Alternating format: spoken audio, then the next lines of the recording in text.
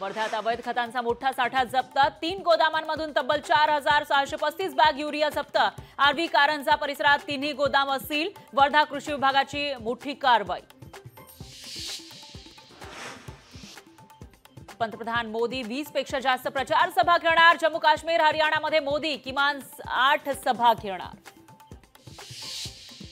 काँग्रेस नेते राहुल गांधी 5 सप्टेंबरला सांगली दौऱ्यावर, सांगलीमधील कडेगावात पतंगराव कदम यांच्या पुतळ्याच्या अनावरणासाठी राहुल गांधी कडेगावात येणार।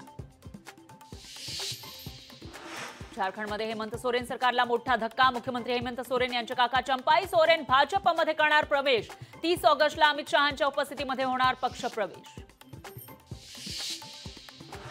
राज्यभरात दहीहंडीचा उत्साह, उंचच उंच मानवी मनोरे रचून दहीहंडी फोडण्यासाठी गोविंदा पथक सज्ज। देशभरात कृष्ण जन्मोत्सव उत्साहात साजरा, मथुरा द्वारकेतील मंदिरात पाळणा सजवून जन्माष्टमी साजरी।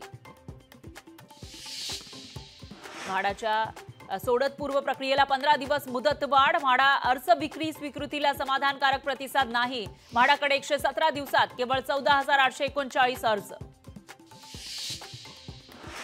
लसणाची फोडणी महागली, किरकोळ बाजारात लसूण प्रति किलो 400 रुपयांवर, लसणाचे दर 600 रुपयांवर जाण्याची शक्यता।